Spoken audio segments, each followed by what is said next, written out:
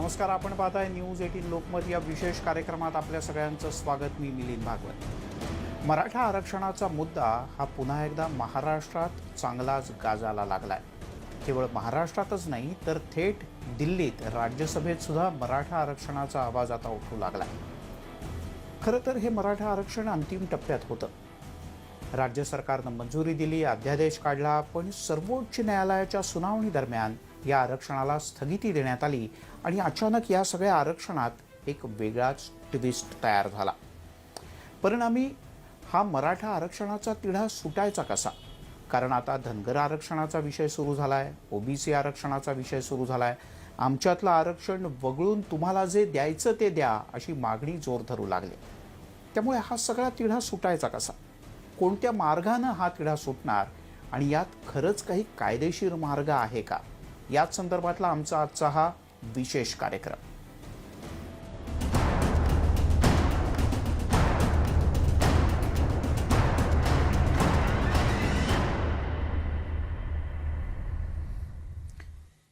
मराठा आरक्षणाचा विषय अंतिम टप्प्यात होता।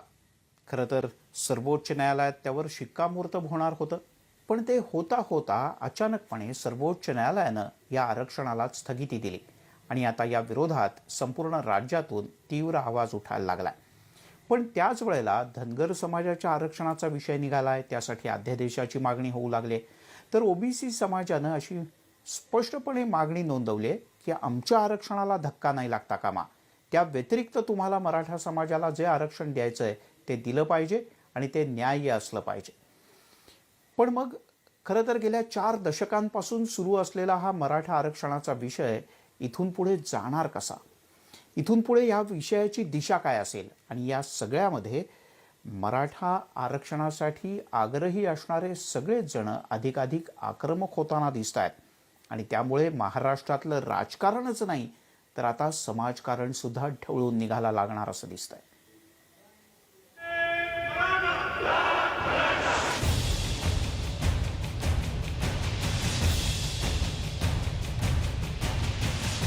आरक्षणाला धक्का लागू नये याकरता ओबीसींनी मुंबईत पत्रकार परिषद घेऊन त्यांचे इरादे जाहीर केले।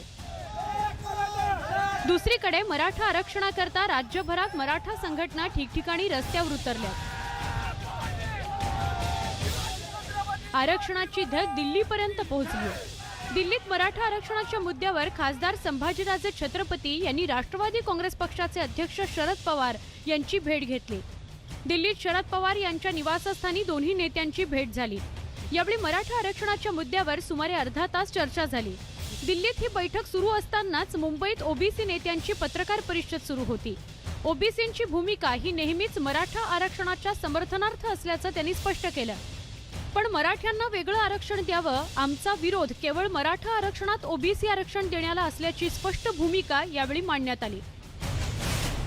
ओबीसी समाजाची भूमिका जी आहे ती मराठा आरक्षणाच्या बाजूनच राहिलेली आहे। कारण जे महाराष्ट्रामध्ये मराठा समाजाचे जे मोर्चे निघाले, 58 मोर्चे निघाले, त्या मोर्चाची भूमिका जी आहे ती भूमिका अशी होती की मराठा समाजाला 50% वरती वेगळा प्रवर्ग करून वेगळं आरक्षण देण्यात यावं आणि त्याचा परिणाम कुठल्याही प्रकारे ओबीसीच्या आरक्षणाला आम्हाला धक्का लावायचा नाही आहे।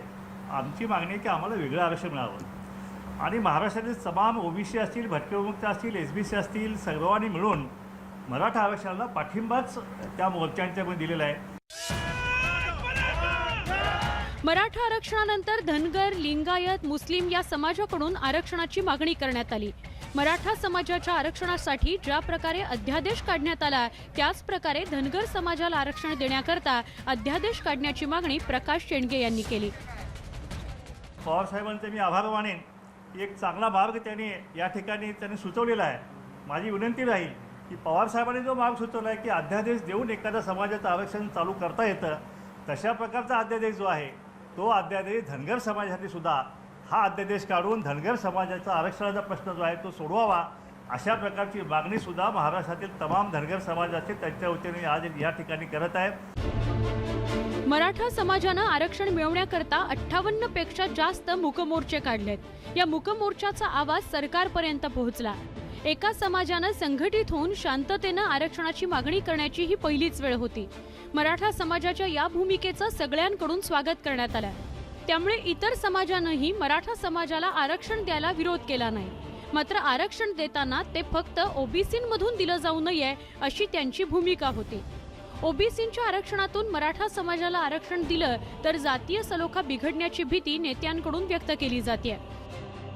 Once you are backward always backward, go to backward quota म्हणल्यानंतर पुन्हा मराठा आरक्षण जे आहे ते ओबीसीमध्ये अतिक्रमण करावं लागेल आणि त्यानंतर ओबीसी आणि मराठ्याचा एक फार मोठा वाद या ठिकाणी निर्माण होऊ शकेल. एक सामाजिक संघर्ष या महाराष्ट्रात उभा राहील. तो टाळायचा असेल तर त्याच्यावरती आत्ताच भूमिका नक्की करणं आवश्यक आहे. आरक्षण नसल्यानं सामाजिक, आर्थिक आणि शैक्षणिक प्रगती खुंटल्याची भावना मराठा समाजात निर्माण झाली आहे आणि याच भावनेतून शहर आणि खेड्यातला मराठा समाज रस्त्यावर उतरला. हा असंतोष वाढू नये यासाठी जोरदार प्रयत्न सुरू आहेत. शरद पवार आणि खासदार संभाजीराजे छत्रपती यांच्या चर्चेतही हाच मुद्दा होता. शरद पवारांनी 5 ते 6 फॉर्म्युले सुचवल्याचं खासदारांनी सांगितलं. मराठा समाजासाठी त्यांची आणि माझी आज चर्चा झाली. त्यांनी एक 3-4 स्टेप्स किंवा पर्याय कसं आपल्याला आरक्षण हे राहू शकते किंवा टिकू शकतो आपण ह्याच्यावर त्यांनी माझ्याशी चर्चा केली सकाळी. त्यांनी नामवंत वकिलांशी त्यांचं बोलणं झालेलं आहे. प्रथमदर्शनी मलासुद्धा त्यातले 1-2 मुद्दे पटलेले आहेत, असं नाकारता येत नाही. पण मी सुद्धा जरा त्याच्यावर अभ्यास करायला लागलो आहे. मराठा समाजाला आरक्षण मिळवायचं आहे तर ओबीसींना त्यांचं आरक्षण टिकवायचं आहे. दोन्ही समाजाची आरक्षणाला हरकत नाही. फक्त मराठा समाजाचं आरक्षण ओबीसीतून नसावं इतकाच त्यांचा मुद्दा आहे. मराठा आरक्षण आता घटनापीठाकडे वर्ग करण्यात आलेलं आहे. अशा परिस्थितीत राज्य सरकारला मराठा संघटनांसोबत चर्चा करण्यासोबतच घटनापीठातही न्यायालयीन लढाई लढावी लागणार आहे. त्यातच ओबीसींमध्येही विश्वास निर्माण करावा लागणार आहे. एकंदरीतच न्यायालयीन लढाईत जातीय सलोखाही टिकवून ठेवण्याची जबाबदारी आता समाजावरही असणार आहे. मुंबईहून सागर कुलकर्णीसह bureau report, news 18 Lokmat. Maratha समाजाला आरक्षण देण्यासाठी सर्वोच्च न्यायालयातली जी लढाई सुरू आहे, कायदेशीर लढाई, तिथे सर्वोत्तम वकील देण्यात येत आहेत. राज्यातल्या 3ही पक्षांच्या मिळून एकत्रित आघाडी सरकारच्या वतीनं सुद्धा जोरदार प्रयत्न सुरू आहे. विरोधी पक्षांनी सुद्धा पूर्णपणे सहमती दर्शवली की मराठा समाजाला आरक्षण देण्यासाठी आम्ही सर्वतोपरी प्रयत्न करू. कोणत्याही प्रकारचे पक्षीय डावपेच किंवा मतभेद त्यात येणार नाही. पण अचानक मराठा समाजाच्या या आरक्षणाच्या मुद्द्याला सर्वोच्च न्यायालयानं स्थगिती दिली आणि राज्यभरात मराठा समाजामध्ये मोठा रोष निर्माण झाला. पण मग आता मराठा समाजाला आरक्षण द्यायचं कसं? सरकारसमोर असे कोणते मार्ग आहेत? कायदेशीर मार्ग काय आहेत? कोणत्या वाटा आहेत की ज्यामुळे मराठा समाजाला आरक्षण देता येईल?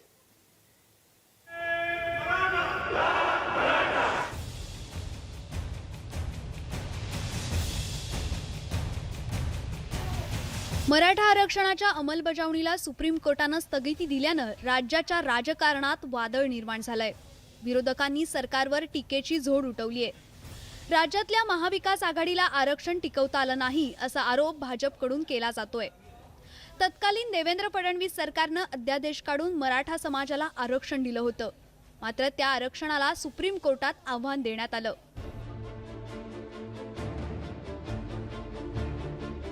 या प्रकरणावर सुनावणी करताना सुप्रीम कोर्टानं हे प्रकरण घटनापीठाकडे वर्ग करण्याचा निर्णय घेतला. तसंच मराठा आरक्षणाच्या अंमलबजावणीत स्थगिती देण्यात आली.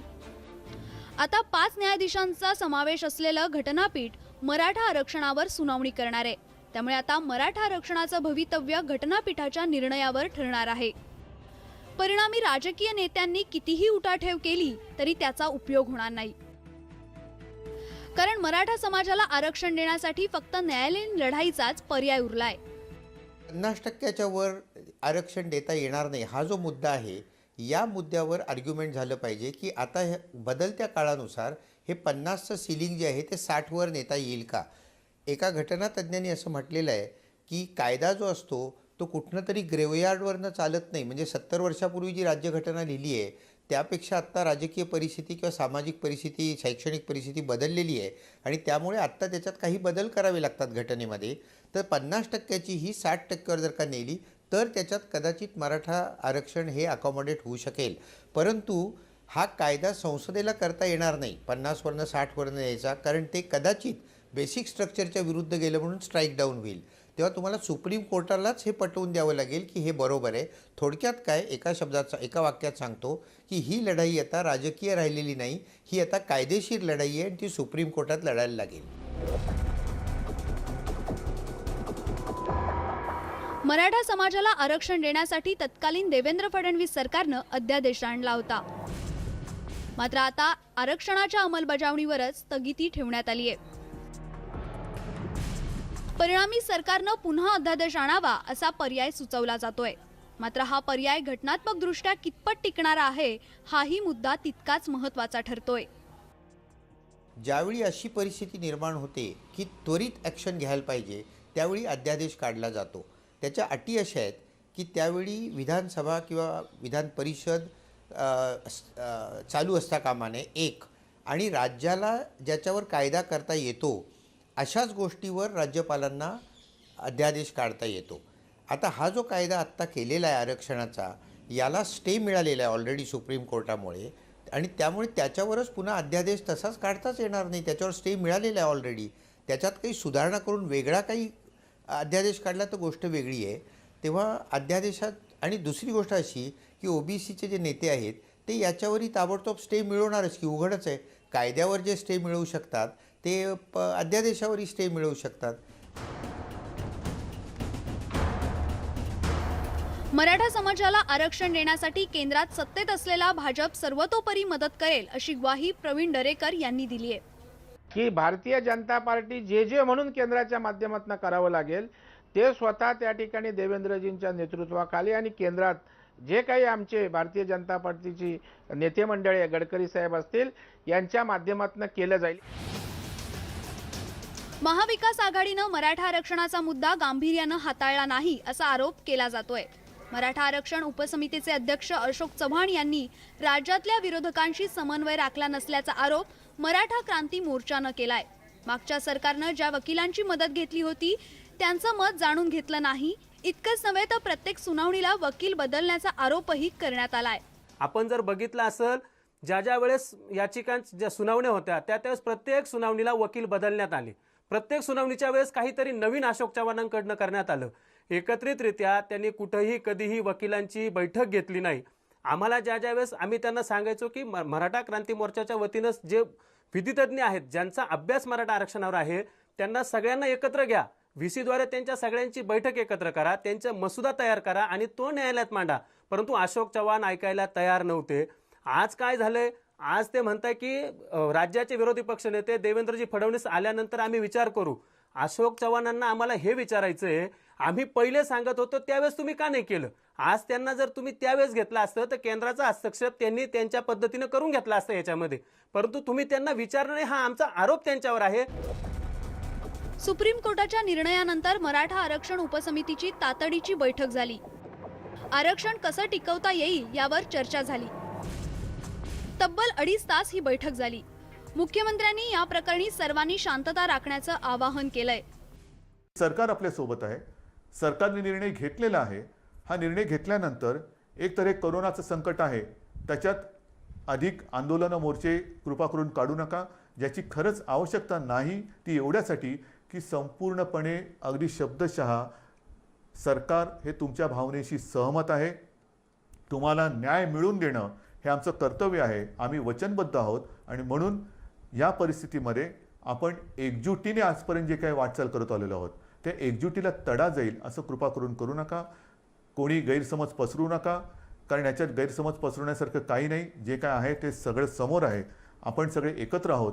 एकजुटीने हा न्याय मिळवून घेतल्याशिवाय थांबायचं नाही, हा निर्धार करून आपण पुढे जात आहोत. मुख्यमंत्र्यांनी आवाहन केल्यानंतर संतप्त मराठा तरुणांनी आंदोलनाचा मार्ग पत्करलाय. मराठा समाजातल्या युवकांकडून अनेक ठिकाणी आंदोलन करण्यात येतंय. आरक्षणावर लवकरात लवकर तोडगा काढला नाही तर उग्र आंदोलनाचा इशारा देण्यात आलाय. मराठा समाजाचे जे काही प्रमुख 7 मागण्या आहेत त्या 7 मागण्यांपैकी मराठा आरक्षणावरची स्थगिती उठवण्यात यावी, त्यानंतर मराठा समाजातल्या विद्यार्थ्यांचे प्रवेश संरक्षित करण्यात यावेत. मराठा समाजातल्या विद्यार्थ्यांचे जी फीचा विषय आहे त्याच्याबरोबर हॉस्टेलचा विषय तो पण विषय मार्गी लावण्यात यावा. ज्या आंदोलकांवर गुन्हे दाखल झालेले आहेत पूर्वीचे ते आंदोलकांचे गुन्हे पाठीमागे घेण्यात यावेत. त्याचबरोबर बंद पडलेली आणि पाडलेली सारथी संस्था याला पूर्णपणे कार्यान्वित करावी, तिला निधी द्यावा. अण्णासाहेब पाटील महामंडळाला यावर्षी जी तरतूद नाही ती तरतूद करून ते अधिक सक्षम करावं. अशा विविध मागण्यांसाठी पुणे जिल्हा मराठा क्रांती मोर्चाचे सर्व समन्वयक जिल्हाधिकारी कार्यालय पुणे या ठिकाणी गुरुवारी 17 तारखेला सकाळी 11 वाजता निदर्शनं करणार. या सरकारनं मराठा आरक्षणाच्या स्थगितीवर लवकरात लवकर विचार करून ती स्थगिती उठवावी आणि नोकर भरती आणि शैक्षणिकमध्ये आरक्षण चालू करावं. नाहीतर येणाऱ्या काळामध्ये मराठा समाजाच्या वतीनं सर्व समाजाच्या वतीनं उग्र आंदोलन करण्याची तयारी मराठवाड्यामध्ये पहिली ठिणगी आम्ही नांदेडमधून पाडू असा शब्द देतो. आणि मराठा आरक्षण समितीचे अध्यक्ष अशोकरावजी चव्हाण साहेबांच्या घरासमोर येणाऱ्या 17 सप्टेंबर रोजी आम्ही ठिय्या आंदोलन करून या आंदोलनाची सुरुवात करणार आहोत. आरक्षणाच्या न्यायालयीन लढाईत सरकारचा कस लागणार आहे. ही लढाई तथ्य आणि पुराव्यांवर लढली जाणार आहे. त्यामुळे निष्णात वकील, कायद्यांची समज आणि घटनेचा अन्वयार्थ या सर्व बाबींचा विचार करून प्रत्येक पाऊल टाकावं लागणार आहे. Bureau report, news 18 Lokmat. खरं तर ही लढाई आजची नाही आहे, गेल्या अनेक दशकांची आहे. म्हणजे 1981 मध्ये पहिल्यांदा माथाडी कामगारांचे नेते अण्णासाहेब पाटील यांनी मराठा आरक्षणाच्या संदर्भात सगळ्यात पहिली हाक दिली होती. एवढंच नाही तर 22 मार्च 1982ला अण्णासाहेब पाटील यांच्याच नेतृत्वाखाली मराठा समाजाच्या आरक्षणाकरता पहिला मोर्चा काढण्यात आला होता.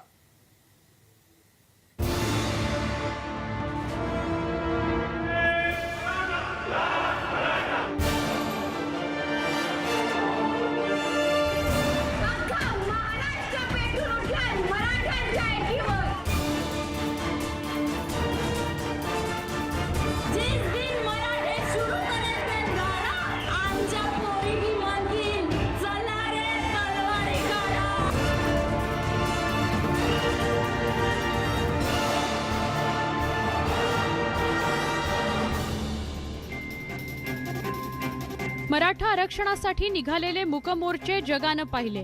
त्यामुळेच तत्कालीन देवेंद्र फडणवीस सरकारला मराठा आरक्षण देण्याकरता अध्यादेश काढावा लागला. मात्र आरक्षणाच्या संघर्षातली पहिली लढाई माथाडी कामगार नेते अण्णासाहेब पाटील यांनी लढली. 22 मार्च 1982ला अण्णासाहेब पाटील यांनी मुंबईत मराठा आरक्षणासह इतर 11 मागण्यांसाठीचा पहिला मोर्चा काढला होता. त्यावेळी बाबासाहेब भोसले राज्याचे मुख्यमंत्री होते. मराठ्यांचा हा मोर्चा पाहून सरकारला समस्यांची जाण झाली.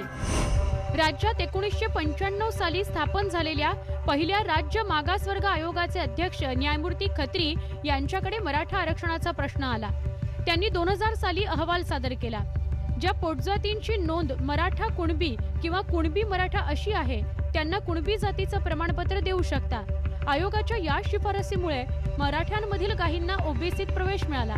मात्र ज्या मराठ्यांच्या मागे किंवा पुढे कुणबी असा उल्लेख नाही त्यांची ओबीसीत वर्गवारी झाली नाही. त्यामुळे नंतर मराठा आरक्षणाचा प्रश्न न्यायमूर्ती RM बापट यांच्या अध्यक्षतेखालील आयोगाकडे आला. न्यायमूर्ती बापट आयोगानं राज्यभरात सर्वेक्षण करून 2008 साली अहवाल सादर केला. मराठा समाजाला इतर मागासवर्गीयांमध्ये समाविष्ट करण्यास या आयोगानं नकार दिला. न्यायमूर्ती बापट आयोगानंतर महाराष्ट्रातील मराठा संघटना आक्रमक झाल्या आणि आंदोलनं सुरू झाली. त्यामुळे मग तत्कालीन आघाडी सरकारनं राणे समितीची स्थापना केली होती. 2014च्या विधानसभा निवडणुका जसजशा जवळ येऊ लागल्या तसतसा मराठा आरक्षणाचा विषय वेगानं पुढे आला. आघाडी सरकारनं 21 मार्च 2013 साली माजी मुख्यमंत्री आणि तत्कालीन उद्योग मंत्री नारायण राणे यांच्या अध्यक्षतेखाली मराठा समाजाच्या आरक्षणाच्या मागणीवर विचार करण्याकरता समिती स्थापन केली. या समितीला मराठा समाज हा शैक्षणिक आणि सामाजिक दृष्ट्या मागास असल्याचं सिद्ध करायचं होतं. मराठा समाज मागास आहे हे सिद्ध केल्याशिवाय मागासवर्गीयांच्या आरक्षणाचे फायदे मिळणार नव्हते. राणे समितीनं राज्यात फिरून तज्ज्ञांशी बोलून ताबडतोब तत्कालीन मुख्यमंत्री पृथ्वीराज चव्हाण यांच्याकडे अहवाल सादर केला. मराठा आणि कुणबी समाज एकच आहेत आणि ज्याप्रमाणे कुणबी समाजाला आरक्षण आहे त्याप्रमाणे मराठा समाजाला आरक्षण देण्यात यावं अशी शिफारस राणे समितीच्या अहवालात करण्यात आली.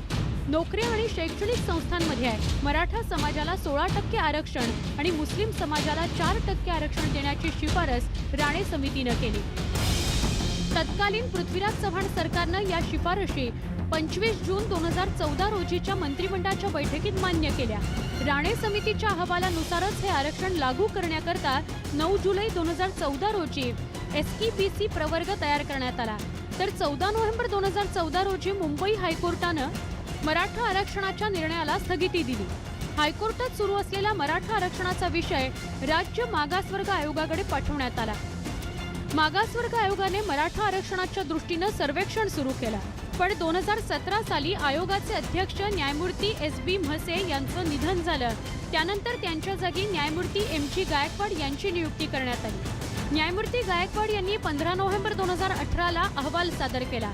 त्यातील नोंदी कोर्टातही महत्त्वाच्या मानल्या गेल्या. त्यातल्या 3 शिफारशी मुख्यमंत्री देवेंद्र फडणवीस यांनी 2018 सालच्या हिवाळी अधिवेशनाच्या पूर्वसंध्येला मंजूर केल्या. एकंदरीतच 4 दशकांचा मराठा आरक्षणाचा हा लढा वेगवेगळ्या टप्प्यांमधून पुढे सरकताना दिसतोय. Bureau report, news 18 Lokmat. आपण अपेक्षा करूया की हा लढा आता अंतिम टप्प्यात आहे आणि मराठा समाजाला त्यांच्या आवश्यकतेनुसार आणि सध्याच्या एकूण परिस्थितीनुसार योग्य ते आरक्षण मिळेल. आणि तुर्तास आपण या विशेष कार्यक्रमात इथेच थांबूयात. सर्व प्रकारच्या ताज्या अपडेटसाठी news18lokmat.com या आमच्या वेबसाईटला लॉग ऑन करा.